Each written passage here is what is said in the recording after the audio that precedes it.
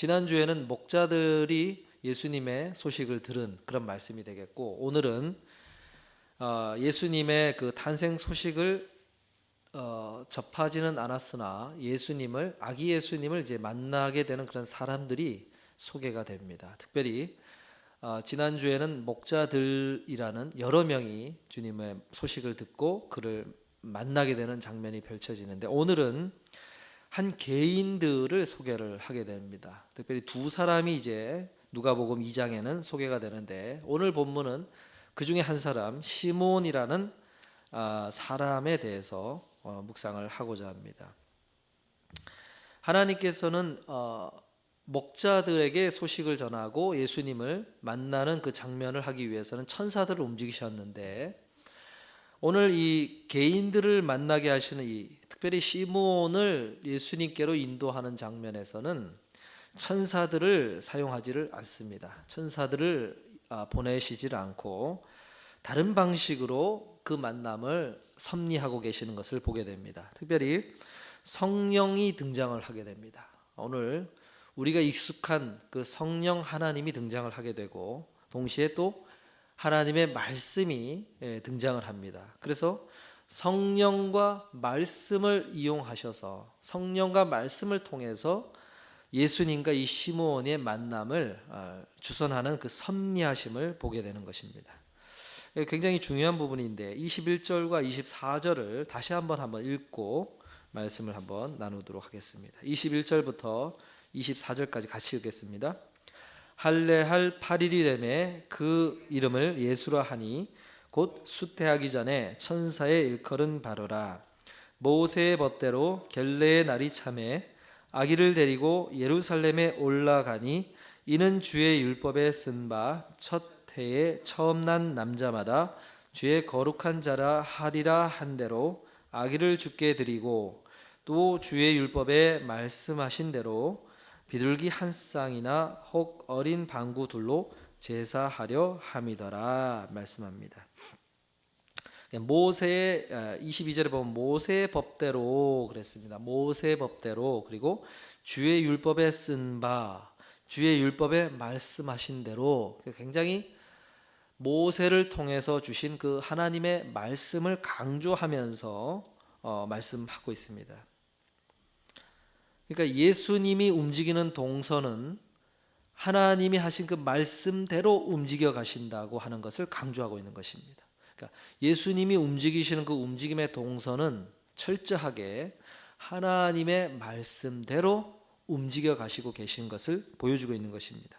그래서 예수님께서 예루살렘 성전에 오시게 된 그 걸음이 어떻게 해서 오게 되었느냐? 주님께서 모세를 통해서 이미 주셨던 그 말씀대로 걸음을 걷는 가운데 이 예루살렘에, 특별히 성전에 오게 되었다 말씀하는 것입니다. 그래서 모세의 법대로 결례의 날이 찼다 그랬는데, 이 율법에 보면은 남자아이는 태어난 지 8일째 되는 날 할례 의식을 치르게 되어 있습니다. 그래서 이방 민족과 구분되는 표시 의식으로 남자아이의 경우에 이제 할례라는 의식을 치르게 했는데, 그로부터 33일이 지난 다음 33일이 지나야만 총 40일 후가 되겠죠. 태어난 지 40일 후에 이 어머니가 아이와 함께 성전에 와서 제사를 드림으로 해서 그 여인이 이제 정결하게 되는, 그래서 정상적으로 제사라든지 하나님의 모든 명시한 그런 율법에서 가르친 대로 참여할 수 있는, 예식에 참여할 수 있는 그런 깨끗한 신분을 회복하게 되는 것을 이제 명시를 해서 치르도록 하셨습니다. 그래서 예수님께서 그 어머니 마리아와 함께 성전에 그 정결 예식 제사를 드리기 위해서 이제 오게 됐다는 것입니다. 그리고 이 시몬이라는 사람은 예수님께서는 말씀에 따라서 그 움직임을 가지셨고, 이 시몬이라는 사람은 27절에 보면은 뭐라고 얘기하십니까? 우리 한번 27절을 다시 한번 더 읽어보겠습니다. 27절. 성령의 감동으로 성전에 들어가매 마침 부모가 율법의 전례대로 행하고자 하여 그 아기 예수를 데리고 오는지라 말씀합니다. 그 시므온의 움직임은 누가 컨트롤했냐면은 성령님이 그 움직임을 인도했다고 소개하는 것입니다. 그래서 예수님의 움직임은 하나님의 말씀이 이끄셨고, 시므온의 이 움직임은 성령께서 움직이셔서 둘의 만남이 이루어지도록 하셨다는 것입니다. 그래서 목자들의 그 예수님을 만나는 장면에서도 하나님께서 그들의 움직임을, 타이밍을 정확하게 맞추셔서 만남이 가능하게 한 것처럼, 하나님께서는 예수님의 움직임과 시므온의 움직임이 절묘한 만남을 가질 수 있도록 적절한 그 타이밍을 맞추셔서 특별히 성령이 역사하시고 하나님의 말씀대로 예수님이 움직이도록 하셔서 그렇게 만남이 이루어지도록 하셨다는 것을 보여주는 것입니다. 그런 절묘한 타이밍을 통해서 만남을 가지신 것처럼 오늘 이 만남이 왜 중요하냐면, 이전의 목자들의 움직임보다도 이 시므온의 움직임 속에서 오늘 우리가 하나님 앞에 나올 때에 특별히 하나님의 섭리하심 가운데 참여할 수 있는 그 타이밍을 맞추는 작업이 오늘 우리들이 경험하는 것과 동일한 방식으로 지금 시므온이 하나님 안에서 예수님을 만나고 있는 장면이 벌어지기 때문에 그것이 굉장히 중요하다는 것입니다. 하나님께서 새롭게 보여주신 이 방식은 오늘 우리가 경험하는 방식인 것입니다. 그래서 오늘 우리가 이 시므온을 묵상할 이유가 있는 것이, 이 시므온이라는 사람을 묵상함으로 해서 과연 하나님께서는 우리가 어떻게 오늘을 살아가기를 원하시는지에 대한 메시지를 우리가 발견할 수 있기 때문에 이 말씀을 묵상할 필요가 있는 것입니다. 그래서 오늘 이 몇 가지를 묵상하기를 원하는데, 특별히 오늘 말씀 중에 25절을 같이 묵상하면서 한 세 가지 정도로 우리에게 주시는 메시지를 묵상하고자 합니다. 우리 한번 25절을 다시 한번 읽어보겠습니다. 25절입니다. 예루살렘에 시므온이라 하는 사람이 있으니 이 사람이 의롭고 경건하여 이스라엘의 위로를 기다리는 자라, 성령이 그 위에 계시더라 말씀합니다. 예루살렘에 그의 이름 시므온을 소개를 해줍니다. 이 시므온이라는 이름의 뜻은 여호와께서 들으셨다, 응답하셨다, 이런 뜻입니다. 사실 근데 이 당시에 이 시므온이라는 이름은 굉장히 흔한 이름이었습니다. 그래서 특별히 이 사람이 어떤 인간적인 백그라운드나 어떤 지위나 성경이 소개해 줄 만한 특별한 것이 없는 사람이라고 우리가 볼 수가 있습니다. 그죠?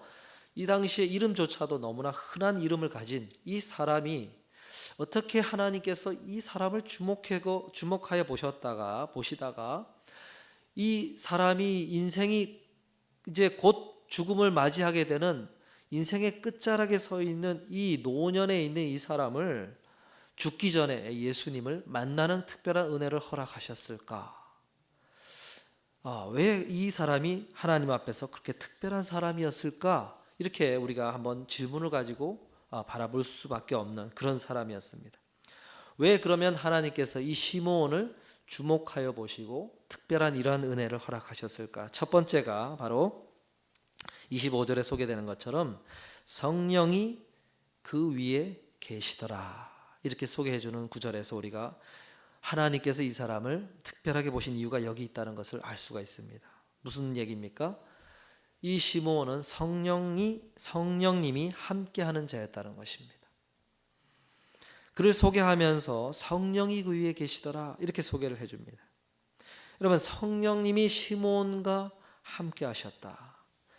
이 성령이 함께하시는 시므온에게 하나님이 주신 은혜가 무엇이었느냐? 그것은 26절에 보니까 어떤 은혜를 주셨다고 소개하냐면 26절에 저가 주의 그리스도를 보기 전에 죽지 아니하리라 하는 성령의 지시를 받았더니, 이렇게 말씀합니다. 무슨 얘기입니까? 시므온은 성령이 함께하는 사람이었는데 이 성령이 함께하는 시므온에게 하나님이 주신 특별한 은혜가 뭐였느냐면 그것은 하나님이 말씀을 주셨다는 것입니다. 특별한 말씀. 그것이 뭡니까? 그리스도를 만나게 해주겠다고 하는 하나님의 약속의 말씀을 그에게 주셨다는 것입니다. 성령이 그에게 주신 가장 큰 은혜가 단 한 가지 있었는데 그것이 바로 하나님이 약속의 말씀을 주셨다. 이것을 소개해주고 있는 것입니다. 여러분, 우리가 이 땅을 사는 동안에 우리가 그리스도인으로 살면서 하나님이 성령이 충만한 사람, 하나님이 함께 하시길 기뻐하는 사람이다. 그러면 하나님이 어떤 특별한 축복을 해주실 것처럼 여기는 경우들이 있습니다. 물질의 축복을 준다든지, 아니면 특별한 신비한 체험을 갖게 해준다든지, 아니면 특별한 능력, 은사를 주어서 신유의 은사, 또 기적적인 병을 치료하는 치유의 은사를 주어서 마치 그런 능력을 받고 은사를 받은 사람이 성령이 함께 하시는 사람이다. 성령의 충만한 사람이다. 하나님의 축복을 받은 사람이다. 이렇게 생각하고 바라보는 경우들이 참 많습니다. 그런데 오늘 이 시므온을 소개하면서 성령이 그 위에 계시더라, 아주 굉장히 중요한 하나님의 영이 함께 하시길 기뻐하는 사람이라고 소개하면서 그에게 허락한 하나님이 가장 중요하고 가장 큰 은혜를 소개하면서 무엇을 소개하냐면 하나님이 약속의 말씀을 주셨다. 이 한 가지만을 소개해 준다는 것입니다. 어떤 화려한 우리가 쉽게 생각할 수 있는 그런 복이 아니라 그냥 약속의 말씀을 주신 것이 그에게 하나님이 주신 축복이었다는 것입니다. 여러분, 이 말씀을 보면서 오늘 우리들에게도 마찬가지라는 것입니다. 우리가 이 땅을 사는 동안에 그리스도인으로 살면서 하나님이 참 기뻐하는 사람이 된다는 것은 하나님이 기뻐하는 사람이 되면 나에게 어떤 물질적으로 아니면 이 땅에서 권세를 아니면 이 땅에서 높은 지위를 이 땅에서 사람들이 모두가 부러워할 수 있는 그런 조건을 가질 수 있도록 하시는 것이 하나님이 가장 큰 축복을 주시는 것이 아니라 무엇을 주시는 것이 가장 큰 축복이라는 것입니까? 나에게 평생 동안 내 삶을 이끌어 줄 수 있는 하나님의 약속의 말씀을 듣는 것, 그것을 가지는 것, 그것이 바로 하나님이 주시는 가장 큰 축복이라는 것입니다. 이렇게 되면 우리의 생각이 달라질 수밖에 없는 거지요. 어떤 교회에서 어떤 집회에서 성령의 충만을 받으라 하면서 능력을 강조하고 또는 여러 가지 사업이 잘 될 것이라는 복을 이야기하는 것은 사실은 오늘 이 시므온의 삶의 말씀과 적용해 보면 맞지 않는 것입니다. 시므온은 이름도 흔한 이름이었고 성경이 소개하는 다른 어떤 지위도 갖고 있지를 않으며 그냥 평범한 사람인 것입니다. 그런데 하나님이 그에게 성령이 함께 하신 사람이라고 소개하면서 그에게 주신 약속의 말씀은 예수 그리스도를 만날 수 있는 약속의 말씀을 허락하신 것, 그것이 가장 큰 은혜였다고 하는 것입니다. 여러분, 우리가 감사할 것이 없는 것처럼 생각하다가도 우리가 하나님 앞에 받은 큰 한 가지 감사의 조건이 있으니 그것이 무엇입니까? 바로 예수 그리스도를 믿음으로 고백함으로 성령께서 내 안에 거하시는 것, 그것 한 가지가 오늘 우리에게 주신 하나님이 가장 큰 축복이라는 것입니다. 그것 때문에 감사할 수 있어야 된다는 것을 오늘 이 말씀은 우리들에게 가르쳐 주고 계시는 것입니다. 왜 말씀이 가장 큰 은혜가 되는가? 오늘 말씀 보면 시므온이 예수님을 만날 수 있었던 것은 그의 삶 속에 그 하나님의 말씀을 주셨기 때문에 그 말씀이 일종의 주님의 만날 수 있는 브릿지가 되어서 다리가 되어서 예수님이 말씀에 철저하게 말씀을 따라 움직이는 동선을 가지시는 그 타이밍에 맞추어서 시므온이 그 약속의 말씀을 늘 기억함으로 성령에 민감하게 움직일 자세를 가지고 살았기 때문에 그 타이밍을 하나님이 인도하시는 그 걸음을 걸을 수가 있었고, 결국 성전에 들어가셨다가 나오는 그 주님을 만날 수 있는 그 은혜의 타이밍을 가져갈 수가 있었기 때문에 그것이 축복이었다는 것입니다. 여러분, 말씀이라고 하는 것은 하나님이 이 땅 가운데 움직이시는 그 섭리하심을 내가 참여할 수 있고 경험할 수 있는 일종의 브릿지 역할을 해줄 수가 있기 때문에 그 약속의 말씀이라는 것은 굉장히 중요하고 그것은 굉장히 우리에게 축복이 된다는 것입니다. 어떻게 내가 하나님의 섭리하심을 캐치할 수 있느냐? 방법이 없습니다. 다른 방법이 없고 오직 무엇이 가능합니까? 하나님의 그 말씀을 내가 마음에 품고 그 말씀 앞에서 내가 깨어있는 삶을 살 때에 그 말씀이 브릿지가 되어서 말씀대로 역사하시는 그 하나님의 섭리하심을 내가 경험할 수 있게 된다는 것입니다. 그러니 얼마나 이 하나님의 말씀을 내가 약속의 말씀을 받는다는 것, 갖는다는 것이 얼마나 큰 은혜인가 이것을 생각할 수가 있습니다. 사랑하는 성도 여러분, 이 시므온처럼 하나님의 약속의 말씀이 들리시는 은혜가 있기를 주의 이름으로 축원드립니다. 두 번째, 이 시므온이 왜 특별한 하나님의 주목하여 보신 사람인가? 둘째로 그는 뭐라고 소개합니까? 25절에 소개하는 것처럼 25절에 보면 이 사람이 이스라엘의 위로를 기다리는 자라 소개해주고 있습니다. 위로를 기다리는 자다 이렇게 말씀합니다. 무슨 얘기입니까? 시므온은 이 말씀을 언제 받았는지는 소개되지 않으나 분명 이 말씀을 받은 이후로 그 말씀을 붙들고 그의 노년까지 평생 동안 살아왔고 이제 이 죽음의 순간이 얼마 남지 않은 시점까지도 그 말씀이 이루어질 것을 기다리면서 살아온 사람이었다는 것입니다.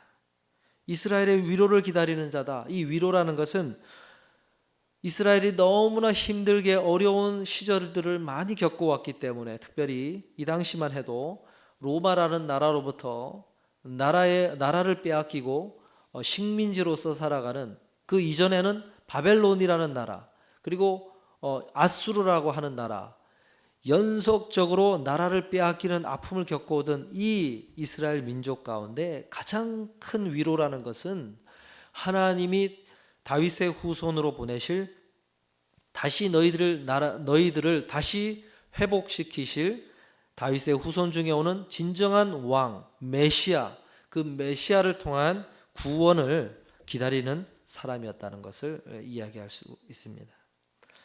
그러니까 하나님이 보내실 그 메시아 그리스도 기름 부음 받은 참된 메시아를 기다리는 사람이었다는 것입니다. 주는 것입니다. 그러니까 이 기다렸다고 하는 말씀은 다시금 이야기하자면 평생 이 말씀을 약속이 이루어질 것을 그 말씀을 붙잡고 평생을 사는 사람이라는 것입니다. 그렇지요. 오늘 우리들이 이 시므온을 바라보면서 생각해야 될 메시지가 바로 여기 있는 것입니다.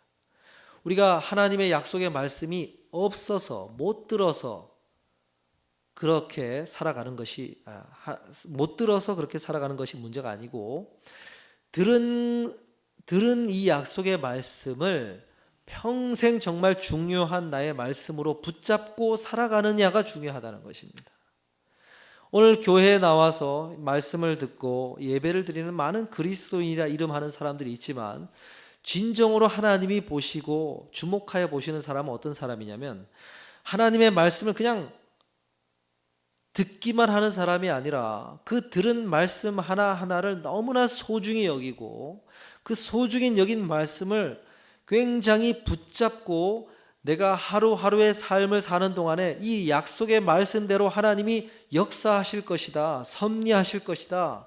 이 믿음을 가지고 하나님이 역사하심을 보려는 열망을 가지고 그 말씀을 붙들고 평생을 살아가는 사람.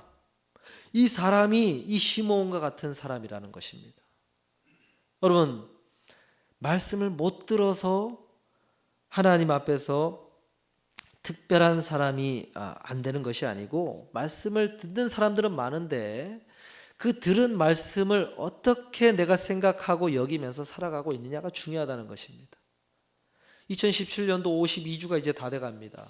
오늘 주보가 찍다 보니까 50호가 나가는 거예요. 50호. 51호네요. 벌써 51호.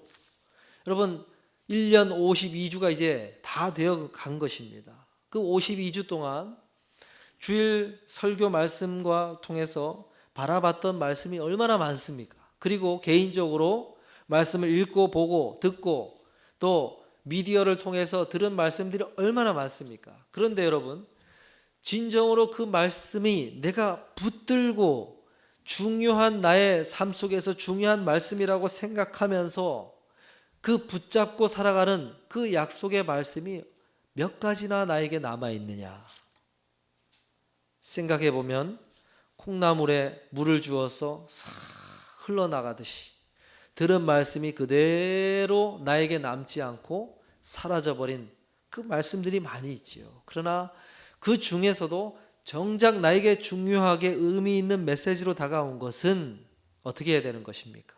붙잡아야 된다는 것입니다. 붙잡아야 된다는 거예요.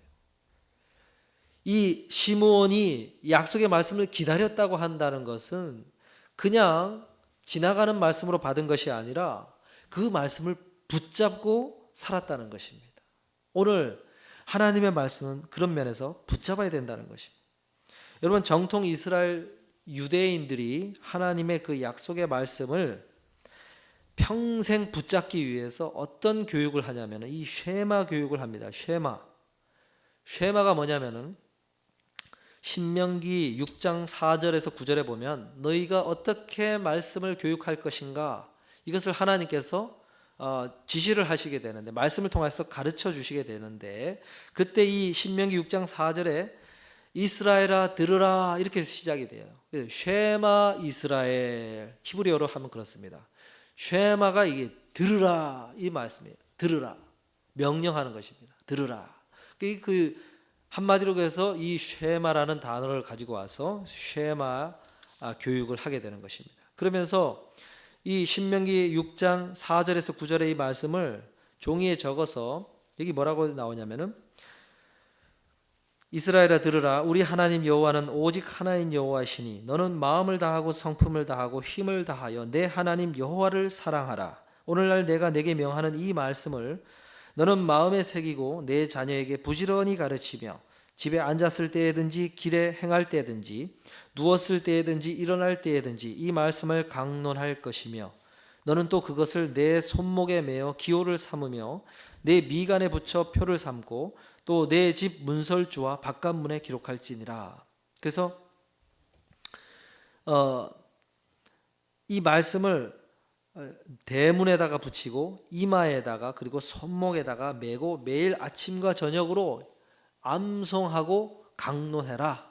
그래서 이스라엘 사람들 집 문에는 이 말씀을 적은 종이 쪽지를 집어넣은 그 문 옆에 보면은 그 함이 있습니다.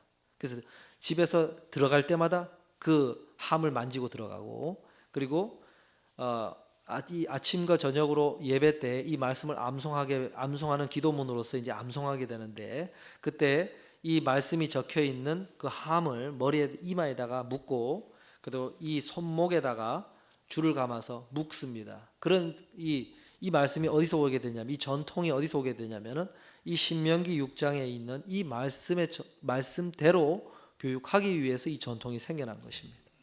그러면서 이 말씀을 어린 시절부터 평생 동안 하루에 아침과 저녁으로 이렇게 하니 이렇게 교육시키라고 한 이유가 무엇 때문이겠습니까? 이 말씀을 마음에다가 각인을 시키는 작업을 하는 것입니다. 마음에 새겨라. 이 말씀을 새겨라.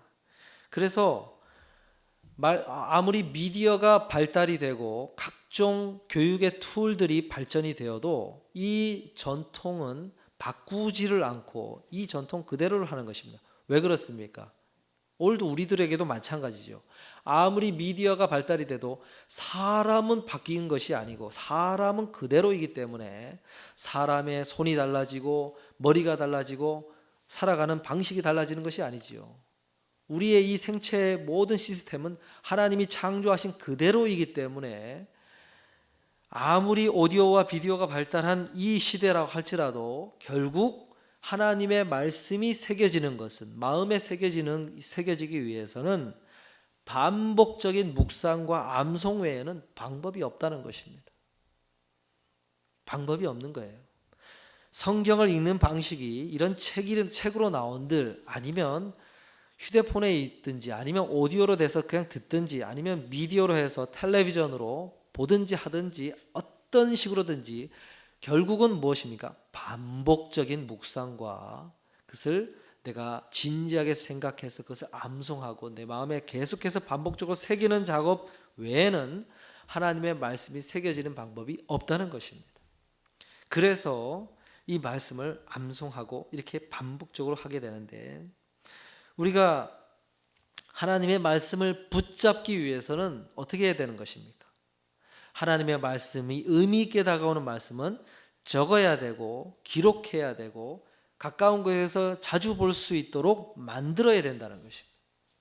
그 만든 말씀을 계속 바라보면서 하나님 앞에서 그 말씀을 붙잡고 그 말씀의 의미가 무엇인지, 그리고 말씀대로 하나님이 역사하시는 섭리가 있는지를 계속 생각할 수 있도록 그 말씀을 붙잡아야 된다는 거예요.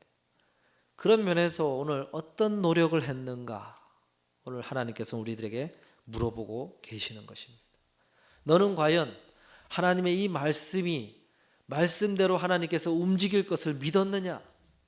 만약에 믿었다면 그것을 정말로 너의 가장 가까운 곳에서 볼 수 있도록 만들었느냐? 우리들에게 질문하고 계시는 것입니다.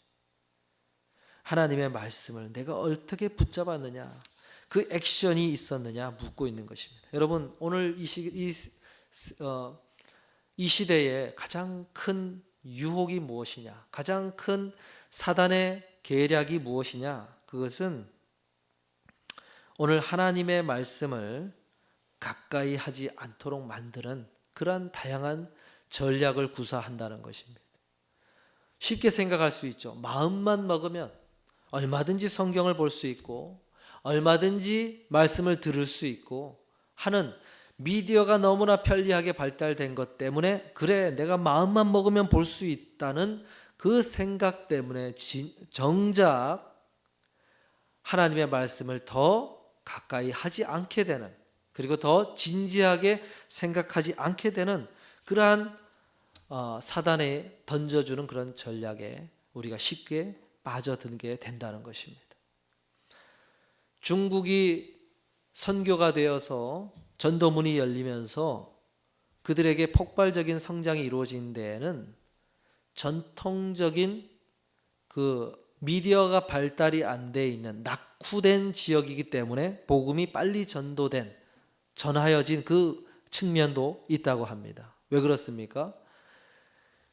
너무나 옛날 방식으로 사는 삶을 고수하는 지역들이 많다 보니까 그 사람들은 설교자가 한번 순회를 와서 말씀을 전하게 되면 성경책이 없는 경우가 허다하기 때문에 그 말씀을 옛날 방식처럼 들어서 암송하려는 식으로 굉장히 집중도를 가지고 반복해서 그 말씀을 들으려고 한다는 것입니다.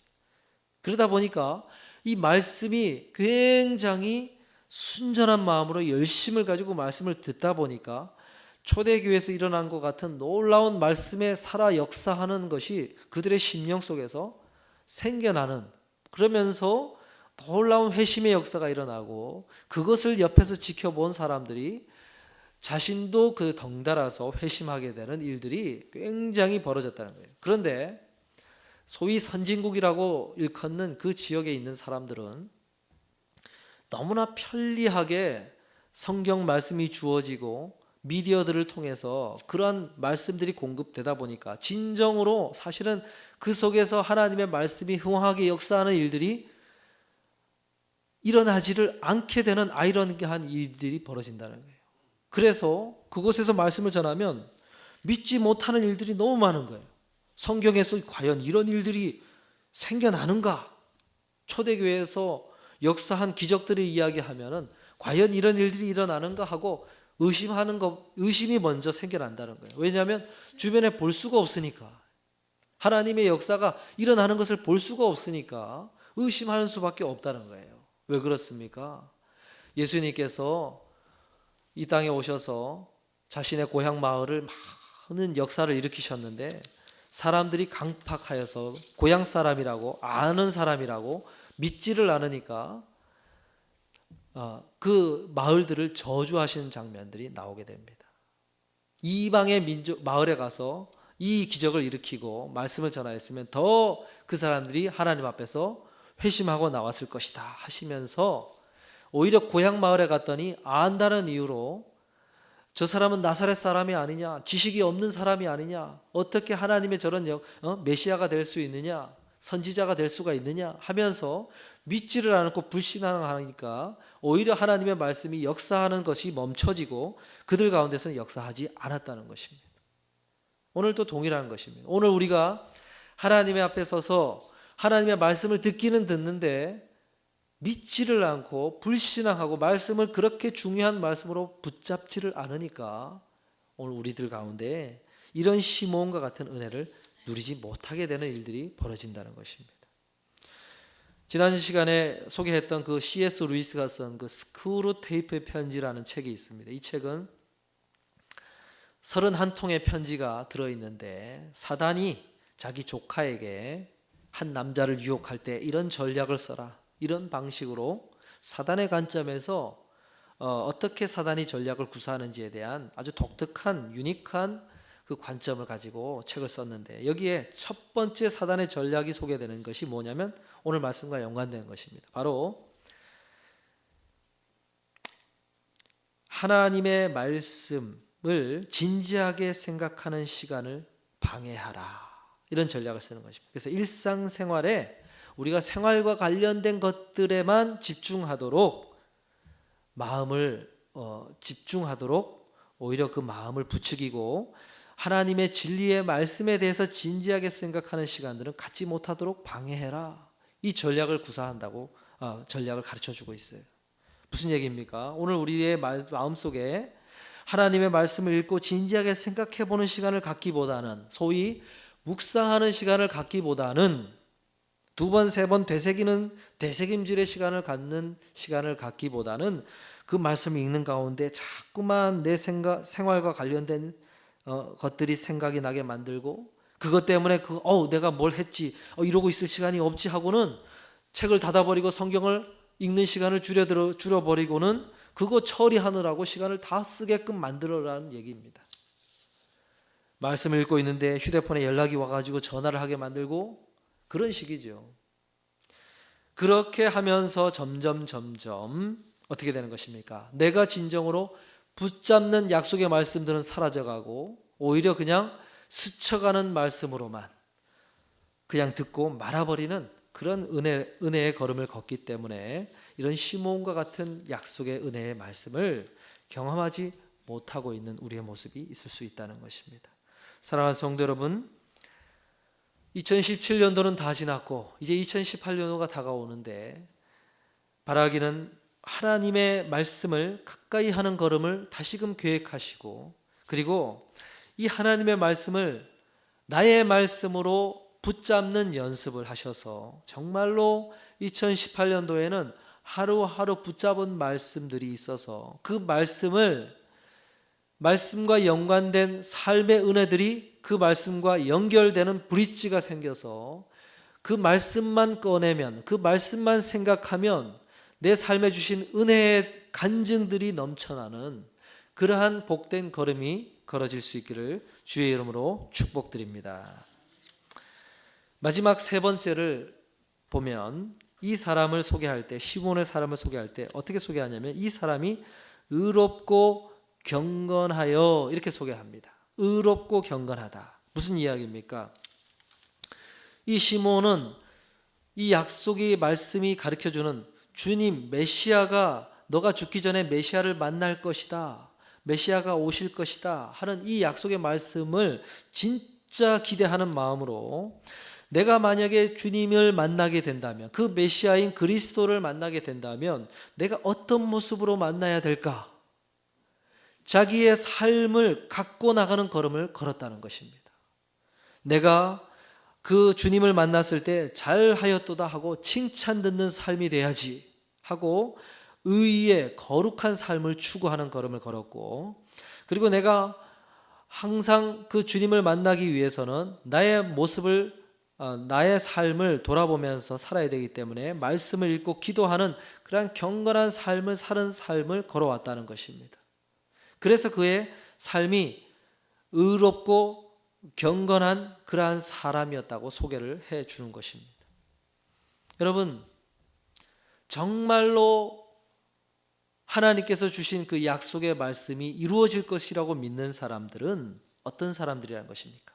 그 기다리는, 하나님의 말씀이 이루어질 것을 기다리는 사람들의 특징은 그냥 단순히 기다리고 있는 것이 아니라 그 말씀이 이루어지는 날 내가 부끄러움이 없는 모습으로 서기 위해서 내 삶을 하나님의 말씀대로 가꾸어 나가는, 그래서 더 의롭고 더 경건한 삶을 살기로 애써서 힘써가는 그러한 삶을 사는 사람들이라는 것입니다.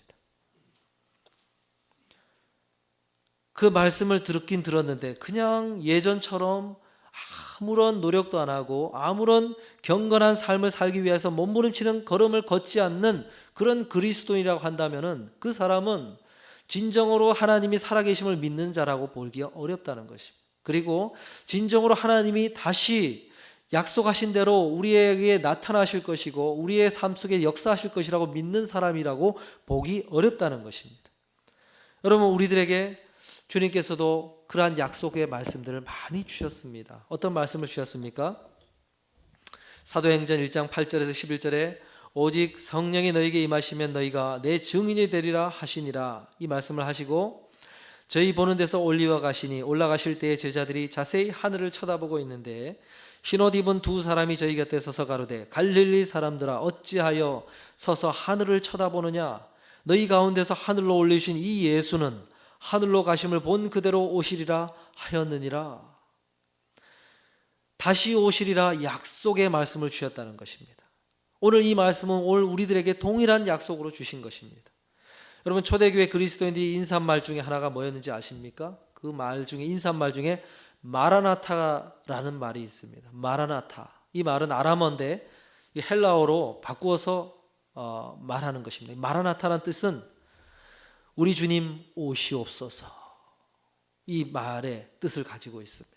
그게 무슨 이야기입니까? 초대교회의 신실한 그리스도인들은 다시 오시리라 약속하신 그 약속의 말씀이 이루어질 것을 믿었고, 그렇기 때문에 서로 마라나타, 우리 주님 오시옵소서 하는 말로써 인사를 나누는 그런 인사말조차도 하나님의 그 약속의 말씀이 이루어질 것을 기대하는 소망을 담아서 서로 인사를 나누었다는 것입니다.